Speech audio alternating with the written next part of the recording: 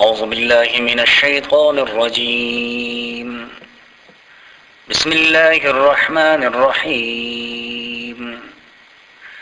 إنا فتحنا لك فتحا مبينا ليغفر لك الله ما تقدم من ذنبك وما تأخر ويتم نعمته عليك ويهديك صراطا مستقيما.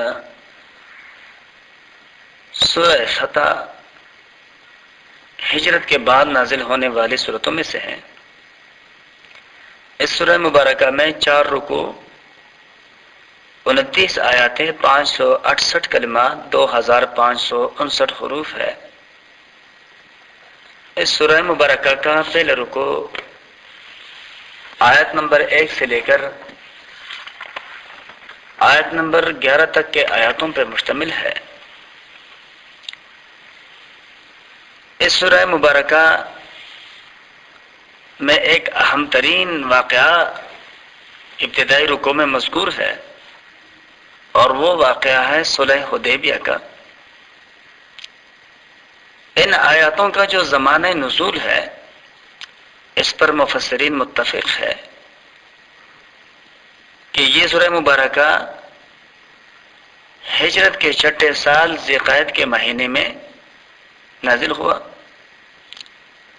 اور اس وقت جب آپ صلی اللہ علیہ وسلم کفار مکہ سے صلح حدیبیہ کا معاہدہ کرنے کے بعد مدینہ منورہ کی طرف واپس تشریف لے آ رہے تھے۔ اس سورہ مبارکہ کا جو تاریخی پس منظر ہے اس کے بارے میں صحیح احادیث میں آتا ہے کہ ایک روز حضور نبی کریم صلی اللہ علیہ وسلم نے خواب دیکھا کہ آپ اپنے اصحاب کے ساتھ مکہ معظمہ تشریف لے گئے ہیں اور وہاں عمرہ ادا فرمایا ہے۔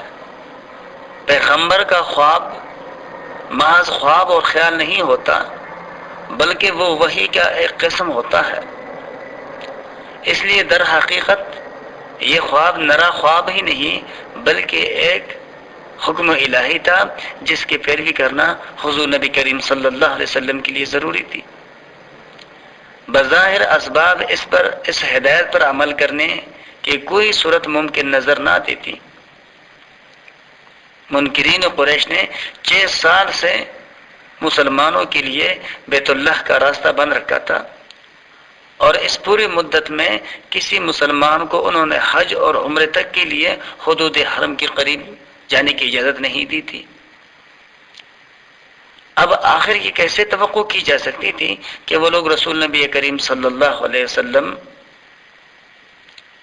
کے ساتھ صحابہ کرام کے ایک جماعت کو مکہ میں داخل ہونے کی اجازت دیں گے؟ حضور نبی کریم صلی اللہ علیہ وآلہ وسلم نے صحابہ کرام کو اپنا خواب بتایا، جس میں وقت کا تعین نہیں تھا، لیکن شوق تھا بہت زیادہ حضور نبی کریم صلی اللہ علیہ وسلم کو بھی حرم میں جانے کا، اور صحابہ کرام کو بھی۔ چنانچہ انہوں نے ظاہری اسباب اور کفار کے دشمنیوں کا پرواہ کیے بغیر اللہ پہ توکل کر کے وہ مکہ کے لیے نکل پڑے۔ جب مکہ کے سرحد کے قریب حدیبیہ نامی مقام پر پہنچ گئے تو کفار کی طرف سے مکہ کی طرف سے ان کو پیغام دیا گیا کہ ان کو مکہ آنے کی اجازت نہیں ہے، اور اگر وہ آئیں گے تو یہاں ان کے ساتھ لڑائی کی جائے گی اور جنگ ہوگی۔ حضور نبی کریم صلی اللہ علیہ وسلم کے ساتھ 1400 صحابہ کرام کی ایک جماعت تھی۔ آپ صلی اللہ علیہ وسلم نے ان لوگوں کو سمجھانے کے لیے اور یقین دہانی کے غرض سے حضرت عثمان غنی رضی اللہ تعالیٰ عنہ کو بھیجا کہ وہ جا کر ان لوگوں کو سمجھا دیں کہ بھئی ہم صرف عمرے کی نیت سے آئے ہیں، ہمارے پاس کوئی آلات ضرب و حرب نہیں ہے۔ اگر ہمارا مقصد جنگ کرنا ہوتا تو پھر ہم بڑے پیمانے پہ اسباب حرب اور ضرب بھی لے کے آتے، لیکن ہمارے پاس کوئی ایسی چیز نہیں ہے، ہم عمرہ کر کے واپس چلے جائیں گے۔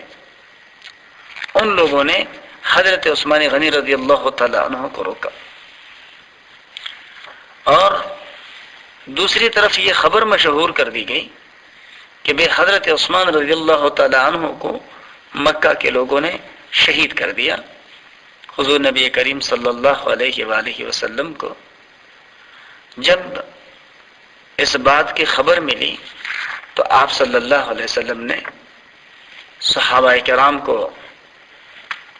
ایک درخت کے نیچے جمع کر دیا اور ان کے سامنے سارے حالات رکھ لی کہ دوستو، ہم پہ کفار کے طرف سے جنگ مسلط کیا جا رہا ہے، ظلم کی انتہا کر دی گئی ہے کہ مسلمانوں کو اللہ کے گھر کے زیارت کی اجازت نہیں دی جا رہی، اور اس کے برخلاف انہوں نے ہمارے ایک سفیر کو بھی شہید کر دیا، یعنی حضرت عثمان غنی کو۔ تو حضور نبی کریم صلی اللہ علیہ وآلہ وسلم نے فرمایا کہ اب ہم یہاں سے پیچھے نہیں ہٹیں گے جب تک ہم حضرت عثمان رضی اللہ تعالیٰ عنہ کے خون کا بدلہ نہ لیں۔ ان صحابہ کرام نے جن کو اللہ اور اللہ کے رسول پر ایمان تھا اور یقین تھا، انہوں نے اللہ کے رسول کے ساتھ معاہدہ کیا اور وہ اپنے اس معاہدے پر مطمئن تھے۔ جب مکہ کے سرداروں کو مسلمانوں کے اس معاہدے کے بارے میں خبر ملی تو انہوں نے حضرت عثمان غنی رضی اللہ تعالیٰ عنہ کو چھوڑ دیا، اور ساتھ ہی انہوں نے اپنے ایک ایرچی بھی بھیجا کہ بھئی اس سال تو کسی صورت ہم مسلمانوں کو زیارت کرنے کی اجازت نہیں دیں گے، آنے والے سال مسلمان اگر چاہیں تو وہ حرم میں آ سکتے ہیں، عمرہ اور حج وغیرہ کر سکتے ہیں، لیکن اس کے لیے بھی ان لوگوں نے بڑی کڑی شرائط رکھی۔ حضور نبی کریم صلی اللہ علیہ وسلم نے اللہ کے حکم سے ان کے ساتھ معاہدہ کیا، اور اس معاہدے میں جو بات سر فہرست تھی وہ یہ تھی کہ یہ معاہدہ 10 سال تک کے لیے ہوگا۔ کچھ لوگ مسلمانوں میں سے اس معاہدے پر اپنے تحفظات کا اظہار بھی کر رہے تھے کہ 10 سال تک 6 سال انہوں نے پہلے ہمیں ہمارے علاقے ہی سے دور رکھا، اور اب مزید 10 سال تک یہ ہمیں دور رکھنے پر بضد ہے۔ حضور نبی کریم صلی اللہ علیہ وسلم نے فرمایا اطمینان رکھو، اللہ تبارک و تعالی آسانی کا سامان پیدا فرما دے گا۔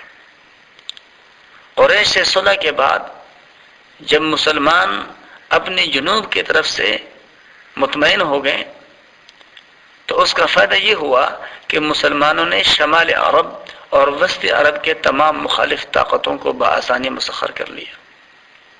صلح حدیبیہ پر 3 ہی مہینے گزرے تھے کہ یہودیوں کا سب سے بڑا جو گڑھ تھا خیبر وہ فتح ہو گیا۔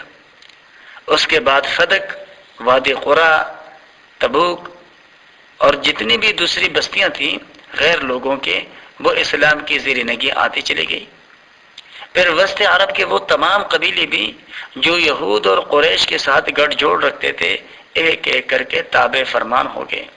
اس طرح حدیبیہ کے صلح نے 2 ہی سال کے اندر عرب میں قوت کا توازن اتنا بدل دیا کہ قریش اور مشرکین کی طاقت دب کر رہ گئی اور اسلام کا غلبہ یقینی ہو گیا۔ اس میں ایک بہت بڑا سبق بھی ہے کہ جب مسلمانوں کو یہ یقین ہو گیا اور انہوں نے دیکھ بھی لیا کہ جب تک ہمارے پاس افرادی قوت نہیں ہوگی اور ہمارے اتحادی مضبوط اور خیرخواہ نہیں ہوں گے تب تک ہم کسی بھی مقصد کے حصول میں کامیاب نہیں ہو سکتے۔ تو اس دورانیے میں حضور نبی کریم صلی اللہ علیہ وسلم نے تیز ترین سفارتکاری سے کام لیا، اور وہ سفیر اتنے مخلص تھے کہ انہوں نے چند ہی سالوں میں ہر طرف اپنے خیرخواہ پیدا کر لیے، اور جو لوگ قریش مکہ کے خیرخواہ تھے ان کے خیرخواہی ان کے ساتھ یا تو کمزور پڑ گئی یا سرے سے ختم ہو گئی۔ تو اللہ تبارک و تعالیٰ فرماتے ہیں کہ اس صلح میں گویا ہم نے آپ کے لیے کامیابی کو پوشیدہ رکھا ہے۔ اس لیے اس صلح میں بظاہر مکہ کے سردار جو اپنے کامیابی سمجھتے ہیں، یہ حقیقت میں ان کی کامیابی نہیں، حقیقت میں یہ ان کے ناکامی کا بنیاد ہے۔ چنانچہ ارشاد باری تعالیٰ ہے بسم اللہ الرحمن الرحیم، شروع اللہ کے نام سے جو بے حد مہربان نہایت رحم کرنے والا ہے۔ انا فتحنا لک فتحا مبینا، بے شک ہم نے فیصلہ کر دیا آپ کے لیے، واضح فیصلہ کرنا، یا ہم نے آپ کو کامیابی عطا فرمائی، واضح کامیابی عطا فرمانا۔ لیغفر لک اللہ ما تقدم من ذنبک،